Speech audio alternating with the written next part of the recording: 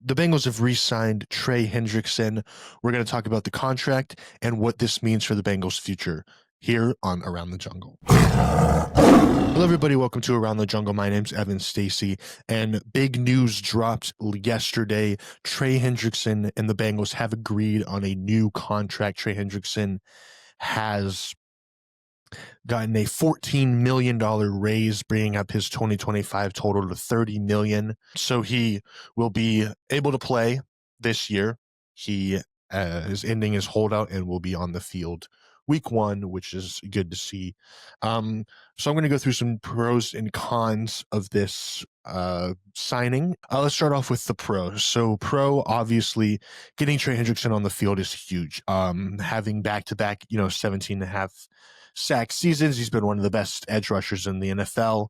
And so having him on the field week one and throughout this entire season is big for that defense, especially. And so that's huge, having him there. And I think he's going to obviously have another good year. And I think he's going to impact the defense obviously a lot more than if he wasn't there. And so that's a positive, just getting him on the field. Another positive is, with week one looming here in a week and a half, 2 weeks, is, now you eliminate all the distractions. You got the Shamar Stewart contract done, and now Trey Hendrickson done, and then you got Jamar and T done in the offseason. So now you don't have to worry about any outside noise. You just put your head down and play football, which I think is big. And I think it's going to help a lot. And hopefully, now that Trey's going to get integrated into practice. He's already been at practice, but he hasn't been practicing. So now he's going to be being integrated into practice. That's only going to help the defense week one heading into Cleveland. And hopefully he can hit the ground running with Al Golden's new system. And another pro is, the Bengals were able to retain all three of their big free agents this offseason. They were able to retain Jamar Chase, T. Higgins, and Trey Hendrickson when a lot of people doubted them. And I think that's huge for the front office and for the organization to keep those guys around. And I think it shows that they want to win football games.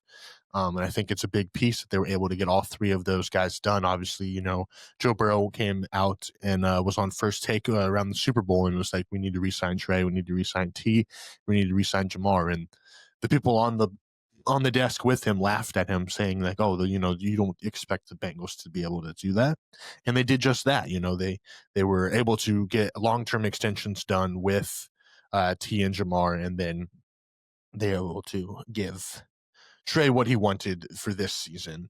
So I think it's going to be big, and I think it now, if the defense can come along, I think we're now have some optimism with this team, which it didn't feel like we really had most of this offseason. Let's look at some of the cons. So one of my biggest cons is that this only really kicks the can down the road. Trey Hendrickson is 30 years old.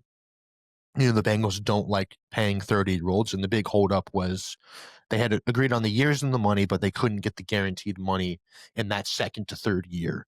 And so instead of, continuing to discuss, they just came into an agreement like, okay, hey, Trey, we're going to give you $30 million for this year, and then we'll push the long-term talks back further. That way we have some more time.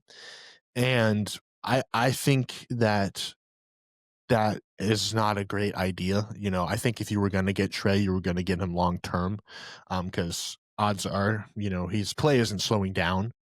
And so I think if I'm Trey Hendrickson, what this shows to me is like, okay, you don't value me as much as I thought. He's been having contract negotiation talks for the better part of the last 2 off seasons. And this was the off season that, okay, he had that one season where he was really good. And then he backed it up with another season. You're like, okay, this is where I'm going to cash in. This is where I'm going to get all my money.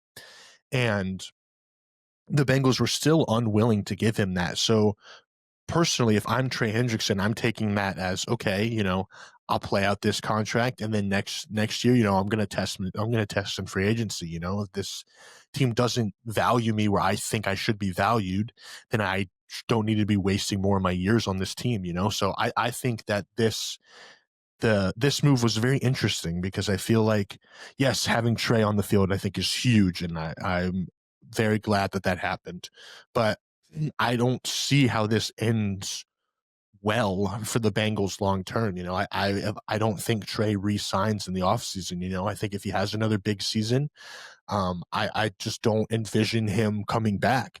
And so I think we're looking at almost like a Jesse Bates situation a couple of years ago where, you know, they tagged Jesse. He played on the tag, played really well, and then left the following season because we weren't able to pay him, or we weren't, and then he became one of the best safeties in the league. And I think we could be heading down that road with Trey Hendrickson, where, he's a great player. He's one of the best edge rushers in the league. And if he has another great season, teams are going to be wanting that to add to their defensive line. And I think this just shows that the Bengals don't value him as a long-term asset.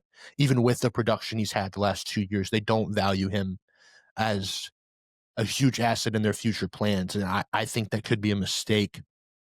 And so I think it's going to be interesting, to see how this kind of plays out with if he does stay or not. Um, they do have the ability to franchise tag him, but the franchise tag will probably be around 37 to 38 million if I were to guess. So it would be a pretty expensive tag. And if they do tag him, obviously, that would either indicate that, hey, we're going to tag and trade you, which if it's looking like it's going to be a breakup anyway, that would probably be best case scenario. Or it could be a tag and, we talk again for restructuring the deal, much like we did with T. Higgins. But I think this is going to be an interesting move to, look at. I think obviously for this season, it's big, but I think if you're looking in the future, I'm not sure if this contract really accomplished much. It assures that Trey Hendrickson will play in the 2025 season, but to me, it shows me that the Bengals front office doesn't value him as much as he should be valued, or he thinks he should be valued. And so if I'm Trey Hendrickson, I'm taking that as, okay, we've had ongoing contract negotiations coming into next year, 3 years, and the best I've gotten is a 2-year extension. And so I think he's going to look at that and be like, I can make so much more money in the free agency market than I can in Cincinnati. And I know he loves being in Cincinnati and everything, but I just think that this whole thing is just, just kicking the can down the road. I think it doesn't really affect much long term. And I think it's just putting a Band-Aid over it right now, but I don't think it's really fixing the problem. So I'm interested to see, if Trey does, have another really good year, which I'm expecting him to, and I'm hoping that he can. And I think for this season, that you're hoping that he can have another great year and that Al Golden and the defense, improves. And then, we could be talking here about the Bengals being a playoff team again. But I think that this shows to me that they don't value Trey Hendrickson long term because of his age.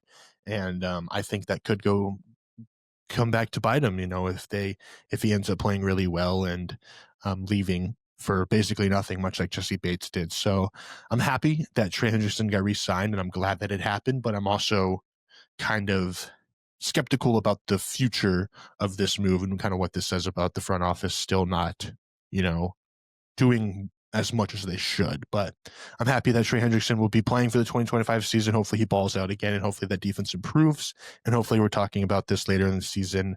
And, he's in the defensive player of the year conversation again, and the Bengals are sitting in the playoffs. That would be ideal. But as of today, I'm happy Trey got signed, but I'm a little cautious about what this means for the future. So yeah, that's going to wrap it up for me. Thank you all for watching. Let me know what you guys think of Trey Hendrickson's contract extension, excuse me. If you think it was a good move by the Bengals, or if you think like I do that it's, just kicking the can down the road. I'd love to hear your guys' thoughts. But yeah, thank you all for watching, and we will see you guys in the next one. Peace.